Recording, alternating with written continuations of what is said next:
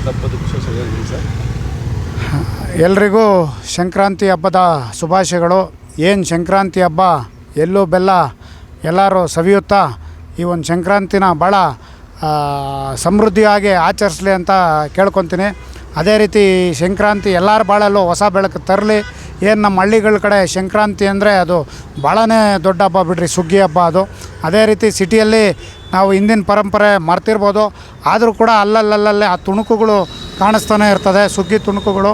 ಅದನ್ನೆಲ್ಲ ಜ್ಞಾಪಿಸ್ಕೊತ ಸಂಕ್ರಾಂತಿ ಎಲ್ಲರಿಗೂ ಒಳ್ಳೇದು ಮಾಡಲಿ ಅಂತ ಹೇಳ್ತಾ, ಹಾಗೆಯೇ 17-18ಕ್ಕೆ ಇದೇ ಜಕ್ಕೂರು ಮೈದಾನದಲ್ಲಿ ನಮ್ಮ ನೆಚ್ಚಿನ ಶಾಸಕರು ಮಂತ್ರಿಗಳಾದಂಥ ಕೃಷ್ಣ ಬೈರೇಗೌಡರವ್ರ ನೇತೃತ್ವದಲ್ಲಿ ಸುಗ್ಗಿ ಹುಗ್ಗಿ ಹಬ್ಬ ಪ್ರತಿ ವರ್ಷದಂತೆ ಈ ವರ್ಷ ಕೂಡ ಭಾಳ ವಿಜೃಂಭಣೆಯಿಂದ ಕಾರ್ಯಕ್ರಮ ಇರ್ತದೆ. ಈ ವರ್ಷ ಕೂಡ ಕೃಷ್ಣ ಬೈರೇಗೌಡರು ಸಾಹೇಬ್ರ ನೇತೃತ್ವದಲ್ಲಿ ಮತ್ತು ಮೀನಾಕ್ಷಿ ಮೇಡಮ್ ಅವ್ರ ನೇತೃತ್ವದಲ್ಲಿ ಸುಗ್ಗಿ ಹಬ್ಬ ಇರುತ್ತೆ 17-18ಕ್ಕೆ. 17ನೇ ತಾರೀಕು ಬರ್ಫಿ ಮ್ಯೂಸಿಕ್ ತಂಡದಿಂದ ಅವತ್ತು ಅವ್ರದ್ದೊಂದು ಒಂದು ಪ್ರೋಗ್ರಾಮ್ ಇರ್ತದೆ.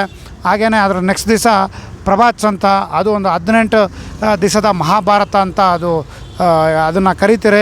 ಅದ್ರದ್ದು ಒಂದು ಕೂಡ ಕಾರ್ಯಕ್ರಮ ಇಲ್ಲಿರ್ತದೆ. ದಯವಿಟ್ಟು ಎಲ್ಲರೂ ಕೂಡ ಈ ಒಂದು ಕಾರ್ಯಕ್ರಮಕ್ಕೆ ಬಂದು ತಾವು ಪಾಲ್ಗೊಳ್ಬೇಕಾಗಿ ಈ ಮೂಲಕ ವಿನಂತಿ ಮಾಡ್ಕೊತೀನಿ. ಎಲ್ಲ ಇರುತ್ತೆ ಇಲ್ಲಿ, ಎಳ್ಳು ಬೆಲ್ಲ ಪೊಂಗಲ್ ಎಲ್ಲ ಇರುತ್ತೆ, ಎಲ್ಲರೂ ಬಂದು ಸವಿಬೋದು ಇಲ್ಲಿ.